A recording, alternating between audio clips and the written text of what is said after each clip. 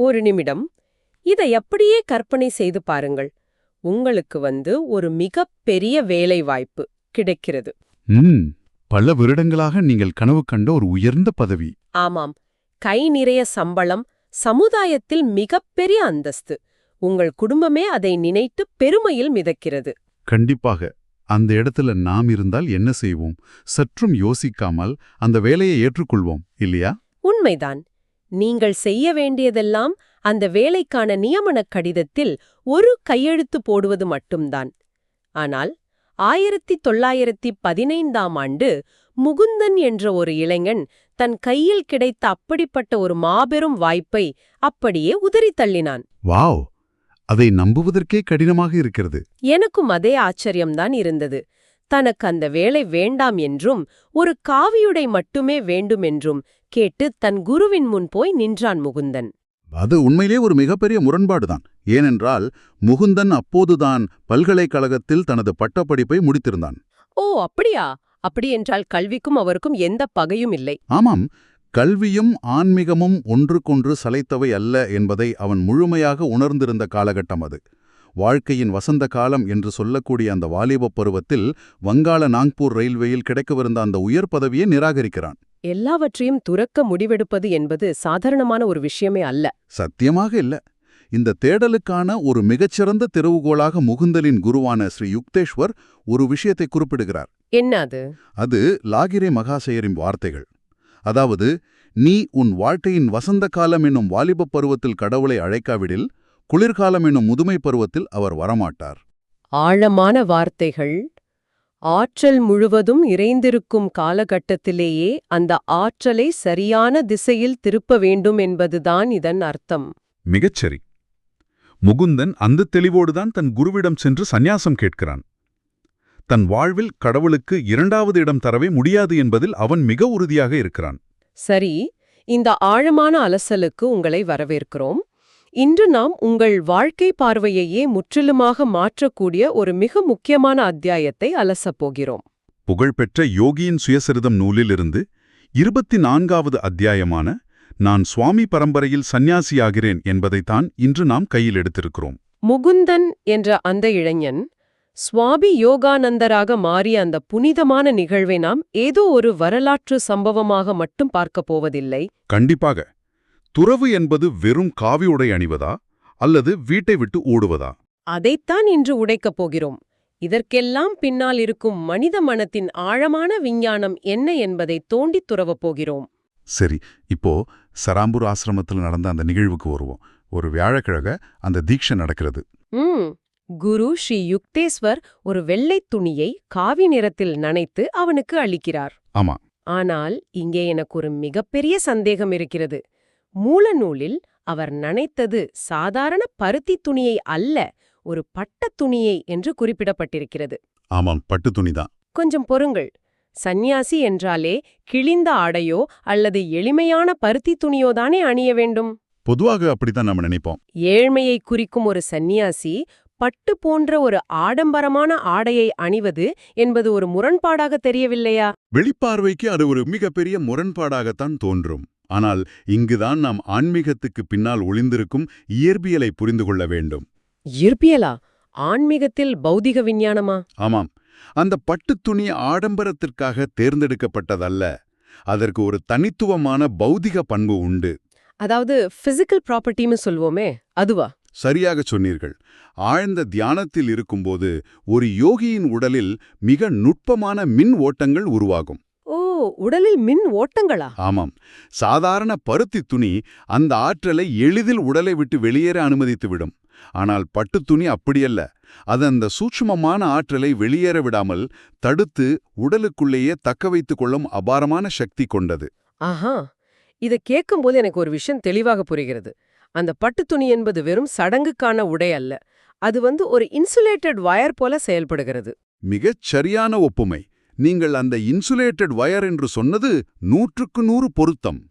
எப்படி ஒரு செம்பு வயருக்குள் பாயும் மின்சாரம் வீணாகிவிடாமல் இருக்க அதன் மேல் ஒரு பிளாஸ்டிக் உறை கொடுக்கப்படுகிறதோ, அதேபோல உடலின் ஆற்றலை பாதுகாக்க அந்த பட்டுத் துணி பயன்படுகிறது. ஆமாம். தியானத்தில் உருவாகும் அந்த பிரம்மாண்டமான ஆற்றலை தக்கவைத்துக் கொள்ள உடல் ஒரு பேட்டரியைப் போல செயல்பட வேண்டும். அதற்காகத்தான் இந்த தொழில்நுட்பம். இது ஆன்மீகம் என்ற பெயரில் பயன்படுத்தப்படும் ஒரு மிக தூய்மையான தொழில்நுட்பம். வியப்பாக இருக்கிறது. இது மட்டுமல்ல, ஸ்ரீ யுக்தேஸ்வர் எந்த அளவுக்கு சடங்குகளுக்கு அப்பாற்பட்ட விஞ்ஞானத்தை நம்பினார் என்பதற்கு இன்னொரு உதாரணமும் இதில் இருக்கிறது. பொதுவாக ஒருவரை சந்நியாசியாக மாற்ற விவிதிஷா என்ற ஒரு முறை பின்பற்றப்படும். விவிதிஷா என்றால் என்ன? அது ஏதோ யாகம் வளர்க்கும் முறை என்ற படித்த ஞாபகம். ஆமாம், விவிதிஷா முறையில் மிகப்பெரிய அளவில் வேள்வித்தி வளர்க்கப்படும். அதில் அந்த சீடனுக்கான ஈமச் சடங்குகளே செய்யப்படும். ஈமச் சடங்குகளா? ஊரோடு இருக்கும்போதேவா? ஆமாம், அதாவது அவனுடைய பழைய பூத உடல் இருந்துவிட்டது, அந்த பழைய அடையாளம் ஞானத்தீயினால் பொசுக்கப்பட்டு விட்டது என்பதை குறிக்கும் ஒரு பிரம்மாண்டமான சடங்கு அது. ரொம்ப தீவிரமான ஒரு சடங்காக இருக்கிறதே. ஆனால் ஸ்ரீ யுக்தேஸ்வர் அந்த முறையை முற்றிலும் தவிர்க்கிறார். அதற்கு பதிலாக வித்வத் எனப்படும் எந்தவித சடங்குகளும் மற்ற மிக எளிமையான முறையில் தீட்சை அளிக்கிறார். அதாவது வெளியே யாகம் வளர்த்து தீ மூட்டுவதை விட நமக்குள் இருக்கும் அறியாமையை எரிக்கும் அந்த அகநெருப்புதான் முக்கியம் என்று அவர் உணர்த்துகிறார். உண்மைதான். அங்கே முகுந்தன் லால் கோஷ் என்ற அந்த இளைஞனின் குடும்பப் பெயர், பழைய அடையாளம் எல்லாமே மறைந்து ஒரு புதிய பிறப்பு நிகழ்கிறது. இதில் எனக்கு ஆச்சரியம் அளித்த இன்னொரு விஷயம், அந்த புதிய பெயரை தேர்ந்தெடுக்கும் உரிமையை குருவே சீடனிடம் கொடுத்து விடுகிறார். முகுந்தன் தேர்ந்தெடுத்த அந்த பெயர்தான் யோகானந்தா. பெயர். அந்த தருணத்தில் முகுந்தன் ஒரு சாதாரண இளைஞன் அல்ல. அவன் ஆதிசங்கரரின் பாடல் வரிகளை பாடுகிறான். மனமல்ல, அறிவல்ல, அகங்காரமும் உணர்வும் அல்ல, நானே அவன், நன்னருள் பெற்ற ஆத்மாவே நான் என்று பாடுகிறான். ஆஹா, தனக்கு பிறப்பும் இல்லை, இறப்பும் இல்லை, சாதி குலமேதும் இல்லை என்று பாடும்போது அவன் தன்னை சுற்றியுள்ள அத்தனை சமூக குடும்ப அடையாளங்களையும் கழட்டி ஏறுகிறான். அந்த வரிகள் ஒரு மனிதனின் உச்சகட்ட விழிப்புணர்வை குறிக்கின்றன. சரி, இங்கிருந்து நாம் சற்று விலகி இந்த சுவாமி பரம்பரை என்ற பிரம்மாண்டமான வரலாற்று பாரம்பரியத்தை பற்றி பேசுவோம். யோகானந்தர் ஏதோ புதிதாக ஒரு அமைப்பை உருவாக்கவில்லை, இல்லையா? இல்லை, அவர் பல நூற்றாண்டுகளுக்கு முன் ஆதிசங்கரால் சீரமைக்கப்பட்ட ஒரு மிகப்பெரிய துறவி பரம்பரையில் தன்னை இணைத்துக் கொள்கிறார். மூல நூலில் இந்த அமைப்பில் கிட்டத்தட்ட 10 லட்சம் துறவிகள் இருப்பதாக குறிப்பிடப்பட்டுள்ளது. இதுவும் ஒத்திருக்கிறது. ஓ, அங்கும் இதே போன்ற கட்டுப்பாடுகள் இருக்குமா? கண்டிப்பா. அங்கும் சரி இங்கும் சரி, ஏழ்மை, தூய்மை அதாவது பிரம்மச்சரியம் மற்றும் குருவுக்கு கீழ்ப்படிதல் ஆகிய 3 விரதங்கள் மிக மிக முக்கியம். ஆனால் ஆதிசங்கரரின் இந்த சுவாமி பரம்பரையில் ஒரு தனிச்சிறப்பு இருக்கிறது. அதுதான் தசாநாமிகள் எனப்படும் 10 உப பிரிவுகள். இதைத்தான் நான் கேட்க நினைத்தேன். இந்த அமைப்புக்குள் கிரி, சாகரம், ஆரண்யா, பாரதி என்று இயற்கையின் பெயர்களை ஏன் தங்களின் அடையாளமாக வைத்துக் கொள்ள வேண்டும்? கிரி என்றால் மலை, சாகரம் என்றால் கடல். இதற்கு காரணம் என்ன? இதை புரிந்து கொள்ள நாம் நம்முடைய அன்றாட வாழ்க்கையை சற்று உற்று நோக்க வேண்டும். இன்று நம்முடைய அடையாளம் என்ன? நம் பெயருக்கு பின்னால் இருக்கும் குடும்ப பெயர், அல்லது நான் ஒரு சாஃப்ட்வேர் இன்ஜினியர், நான் ஒரு மேனேஜர் என்ற தொழில் அடையாளம். சரியாக சொன்னீர்கள். இவை எல்லாமே நம்முடைய நான் என்ற அகந்தையை, ஈகோவை வளர்க்கக்கூடியவை. ஆனால் ஒரு சந்நியாசி தன் சிறு குடும்பத்தை துறந்துவிட்டு ஒட்டுமொத்த பிரபஞ்சத்தையும் தன் குடும்பமாக ஏற்கிறான். வாவ்! அவன் தன்னை ஒரு மலையாகவோ கடலாகவோ உருவகப்படுத்திக் கொள்ளும்போது அந்த இயற்கையின் பிரம்மாண்டத்தின் முன் அவனது நான் என்ற அகந்தை சுக்கு நூறாக உடைந்து போகிறது. இது எவ்வளவு ஆழமான விஷயம். நான் ஒரு மலை, நான் ஒரு காடு என்று சொல்லும்போது என் சாதி என்ன, என் மதம் என்ன என்ற கேள்விகளுக்கே இடமில்லாமல் போய்விடுகிறது. ஆமாம், ஸ்ரீ யுக்தேஸ்வரும் யோகானந்தரும் இதில் கிரி அதாவது மலை என்ற பிரிவைச் சேர்ந்தவர்கள். உலகத்தில் நடமாடினாலும் உலகத்தை சார்ந்தவராக அவர்கள் இருப்பதில்லை. கேட்பதற்கு மிக சிறப்பாக இருக்கிறது. ஆனால் ஒரு சாதாரண மனிதனாக நாம் இதை எப்படி கடந்து செல்வது? அவர் ஒரு குறிப்பிட்ட துறவு நெறிமுறையை கைக்கொண்டு காவியுடை அணிந்து வீட்டை துறந்து வாழ்பவர். அவர் தன் முழு நேரத்தையும் இதற்காகவே அர்ப்பணித்தவர். சரி, அப்போ யோகி என்பவர் யார்? ஒரு யோகி என்பவருக்கு திருமணமாகாமலோ காவியுடை அணிந்தோ இருக்க வேண்டும் என்ற கட்டாயமே இல்லை. அவர் ஒரு குடும்பஸ்தராக இருக்கலாம், ஐடி கம்பெனியில் வேலை செய்பவராக இருக்கலாம், அல்லது வியாபாரம் செய்பவராக இருக்கலாம். அப்படியா? எந்த உடையில் இருந்தாலும் யோகியாக முடியுமா? கண்டிப்பாக. விஞ்ஞான ரீதியாக தெய்வீக ஞானத்தை அடைவதற்கான வழிமுறைகளை பின்பற்றுபவர் எவராயினும் அவரும் ஒரு யோகியே. நாம் அன்றாடம் வேலைக்குச் சென்று கொண்டே யோகியாக வாழ முடியுமா? மூலநூலில் இதற்கு ஒரு மிக அருமையான ஒப்புமை கொடுக்கப்பட்டுள்ளது. தண்ணீரில் வெண்ணெய் என்ற அந்த உதாரணம் என் மனதை விட்டு அகலவே இல்லை. ஆமாம், மிகவும் பிரபலமான உதாரணம் அது. பொதுவாக ஒரு சாதாரண மனிதனின் மனம் கடையப்படாத பாலை போன்றதே என்று புத்தகம் சொல்கிறது. பாலை தண்ணீரில் ஊற்றினால் என்ன ஆகும் என்று யோசித்துப் பாருங்கள். அது உடனடியாக தண்ணீரோடு கலந்து தன் தனித்துவத்தை இழந்துவிடும். நாமும் அப்படித்தான் இருக்கிறோம். ஒரு சின்ன பிரச்சனை, ஒரு கோபம் அல்லது சமூக ஊடகங்களில் ஒரு செய்தியை பார்த்தால் போதும், நம் மனம் உடனடியாக அதில் கலந்து தொலைந்து விடுகிறது. நம் அமைதி சீர்குலைகிறது. சரியாக சொன்னீர்கள். கடையப்படாத பால் என்பது நம்முடைய கவனச்சிதறல். காலையில் எழுந்ததும் மொபைலை எடுக்கிறோம், இமெயில்களை பார்க்கிறோம், வாட்ஸ்அப் செய்திகளை படிக்கிறோம். அந்த தகவல் வெள்ளத்தில் நாம் அப்படியே கரைந்து விடுகிறோம். ஆமாம், ஆனால் ஒரு யோகியின் மனம் எப்படிப்பட்டது? அவர் எப்படி அதில் கலக்காமல் இருக்கிறார்? எப்படி? ஒரு யோகி தன் மனதை தியானம் என்னும் மத்தின் மூலம் ஆழமாக கடைகிறார். அப்படி தொடர்ந்து கடையும்போது அந்த பாலிலிருந்து வெண்ணெய் என்ற உறுதியான மனநிலை கிடைத்து விடுகிறது. அருமை. இப்போது அந்த வெண்ணெயை கொண்டு போய் தண்ணீரில் போட்டால் அது கலக்குமா? கலக்காது, மிதக்கும். அதேதான், ஒரு யோகி உலக கடமைகளைச் செய்தாலும் குடும்பத்தில் இருந்தாலும் அந்த வெண்ணெயைப் போல உலக மாயைகளில் ஒட்டாமல் மிதந்து கொண்டிருப்பார். அவர் இமெயில் பார்ப்பார், வேலை செய்வார், ஆனால் அந்த பதற்றம் அவரை பாதிக்காது. அதாவது பற்றற்ற நிலை. ஆனால் பற்றற்ற நிலை என்றால் குடும்பத்தின் மேல் அன்பில்லாமல் இருப்பதல்ல, அந்த உணர்ச்சிகளில் சிக்கி தவிக்காமல் இருப்பது. எந்த செயலையும் அகங்கார இச்சையின்றி இறைவனின் கருவியாக நம்மை நினைத்து செயல்பட்டால் அந்த உலகப் பொறுப்புகளே ஒரு மாபெரும் யோகமாக மாறும். உண்மைதான். சரி, இந்த தியானம் என்னும் மத்து என்று சொன்னீர்களே, அதைப் பற்றிய பதஞ்சலி முனிவர் என்ன சொல்கிறார்? பலரும் யோகா என்றால் ஏதோ பாயை விரித்துக்கொண்டு மூச்சை இழுத்துவிட்டு உடம்பை வளைக்கும் ஒரு உடற்பயிற்சி என்றுதான் நினைக்கிறார்கள். அது ஒரு மிகப்பெரிய தவறான புரிதல். யோகா என்பது வெறும் உடற்பயிற்சி அல்ல. பதஞ்சலி முனிவர் யோகத்திற்கு ஒரு தெளிவான இலக்கணம் சொல்கிறார். அதாவது சித்தவிருத்தி நிரோதம். சித்தவிருத்தி நிரோதம் என்றால் நம் உணர்வில் அலைகளைப் போல் மாறி மாறி தோன்றும் எண்ணங்களை சமனப்படுத்துவது அல்லது நிறுத்துவது. இதை அடைவதற்கு அவர் 8 அங்கங்கள் கொண்ட ஒரு வழியை கூறுகிறார். அதுதான் அஷ்டாங்க யோகாவா? ஆமாம். யமம், நியமம், ஆசனம், பிராணாயாமம், பிரத்யாகாரம், தாரணை, தியானம், சமாதி. சற்று பொறுங்கள், இது நிறைய சம்ஸ்கிருத வார்த்தைகளாக இருக்கிறதே. இது ஏதோ பழமையான தத்துவங்கள் போல தோன்றுகிறதே. இது எப்படி ஒரு தொழில்நுட்பமாக மாறும்? இவை வெறும் வார்த்தைகளோ தத்துவங்களோ அல்ல. இது மனித மனத்தையும் உடலையும் கட்டுப்படுத்தும் ஒரு உளவியல் தொழில்நுட்பம்.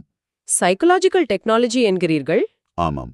உதாரணமாக ஆசனம், அதாவது உடல் நிலை, மற்றும் பிராணாயாமம் ஆகிய மூச்சுப் பயிற்சி, இவற்றை எடுத்துக்கொள்வோம். நீங்கள் சீராக மூச்சு விடும்போது என்ன நடக்கிறது? மூச்சு சீராகும்போது உங்கள் இதயத் துடிப்பு குறைகிறது, உங்கள் நரம்பு மண்டலம் அமைதியாகிறது. நரம்பு மண்டலம் அமைதியானால் உங்கள் மூளைக்கு செல்லும் அலாரம் சிக்னல்கள் நின்று எண்ணங்களின் வேகம் தானாகவே குறைகிறது. ஓ, இது வெறும் நம்பிக்கை அல்ல, இது உடலியல் ரீதியான ஒரு மெக்கானிசம். உங்கள் மூச்சை கட்டுப்படுத்துவதன் மூலம் உங்கள் மனதை கட்டுப்படுத்துகிறீர்கள்.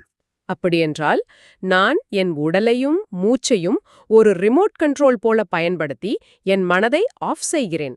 இது உண்மையிலேயே மிக சிறந்த விஞ்ஞானம். கண்டிப்பாக. சரி, இந்த விஞ்ஞானம் இந்தியர்களுக்கு மட்டும்தானா? யோகா எல்லாம் இந்தியர்களுக்கு தான் சரிப்பட்டு வரும். மேற்கத்தியர்களின் உடல் அமைப்புக்கும் வாழ்க்கை முறைக்கும் இது ஒத்துப்போகாது என்று ஒரு வாதம் இருக்கிறது. அது முற்றிலும் வித்தியில்லாத வாதம். இதை சுவிட்சர்லாந்தைச் சேர்ந்த புகழ்பெற்ற உளவியல் அறிஞரான டாக்டர் C.G. யுங் மிக தெளிவாக உடைக்கிறார். என்ன சொல்கிறார் அவர்? அவர் யோகாவை ஒரு மிகச்சிறந்த மனோதத்துவம் மற்றும் உடலியல் சுத்திகரிப்பு முறை என்று வர்ணிக்கிறார். சூரிய ஒளி எப்படி உலகிலுள்ள அனைவருக்கும் பொதுவானதோ அதுபோலவே யோக விஞ்ஞானமும் மனிதக்குலம் முழுமைக்கும் பொதுவானது என்கிறார் அவர். டாக்டர் யுங் போன்ற ஒரு மேற்கத்திய விஞ்ஞானி இதை இவ்வளவு உறுதியாக சொல்வதற்கு காரணம் என்ன? அவர்கள் எல்லாவற்றுக்கும் ஆதாரம் கேட்பவர்களாயிற்றே. அதுதான் யோகத்தின் சிறப்பே. யோகா என்பது எந்த ஒரு இடத்திலும் கண்மூடித்தனமான நம்பிக்கையை கோருவதில்லை.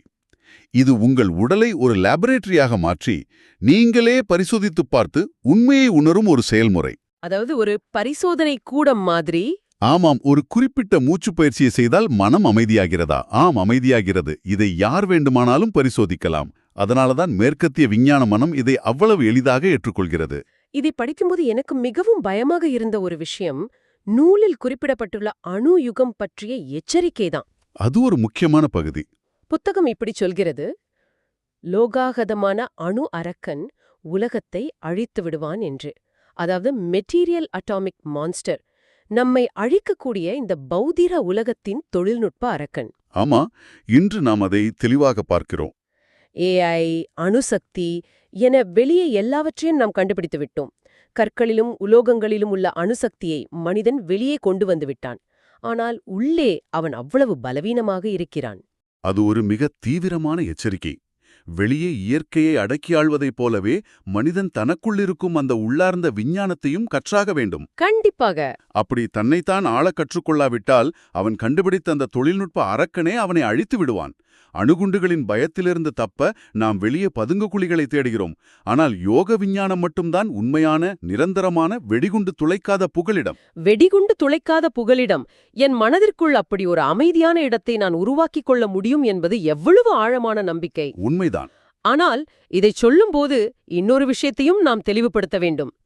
பலர் யோகா என்றதும் காற்றில் மிதப்பது, எதிர்காலத்தை கணிப்பது போன்ற மாயை வித்தைகளை, அதாவது சித்திகளை அடைவதுதான் நோக்கம் என்று தவறாக நினைக்கிறார்களே. ஆமா, அது ஒரு பெரிய மாயை. சித்தி அல்லது விபூதிகள் எனப்படும் மாய சக்திகளை அடைவது ஒருபோதும் யோகத்தின் நோக்கமாக இருக்கக்கூடாது என்று பதஞ்சலி மிக கடுமையாக எச்சரிக்கிறார். அப்போ உண்மையான நோக்கம் என்ன? அவை நாம் போகும் வழியில் பூக்கும் சிறு மலர்களைப் போன்றவையே தவிர அதுவே நமது இலக்கு அல்ல. அந்த முடிவற்ற இறைவனை அடைவதே ஒரே நோக்கம். இதை விளக்க ஒரு மிக அற்புதமான அறிவியல் உதாரணம் சொல்லப்படுகிறது. ஒரு காந்தம் இருக்கிறது என்று வைத்துக்கொள்வோம். அந்த காந்தம் இருக்கும் வரைதான் இரும்பு துகள்கள் அதை நோக்கி ஈர்க்கப்பட்டு ஒட்டிக்கொள்ளும். சரி, இதற்கும் யோகாவிற்கும் என்ன சம்பந்தம்? மனிதனுக்குள் இருக்கும் நான் என்ற அகந்தைதான் அந்த காந்தம். அந்த அகந்தை இருக்கும் வரைதான் கர்மவினை என்ற இரும்பு துகள்கள் அவனிடம் வந்து ஒட்டிக்கொண்டே இருக்கும். அவனுக்கு பிறப்பும் இறப்பும் தொடரும். ஆஹா! ஆனால் ஒரு யோகி தன் அகந்தையை முற்றிலுமாக அழித்து விடும்போது அந்த காந்தம் தனது சக்தியை இழக்கிறது. கர்மவினையின் பிடி நழுவுகிறது. மனிதன் அணுசக்தியை விட பல மடங்கு பெரிய ஆத்ம சக்தியை அடைகிறான். ஆக இன்று நாம் மிக விரிவாகவும் ஆழமாகவும் பல விஷயங்களை அலசியிருக்கிறோம். ஒரு இளைஞன் தன் மிகப்பெரிய வேலைவாய்ப்பை உதறிவிட்டு உடலின் ஆற்றலை தக்க வைக்கும் ஒரு பட்டுத் துணியில் காவி உடுத்தி சுவாமி யோகானந்தராக மாறிய அந்த புள்ளியில் தொடங்கினோம்.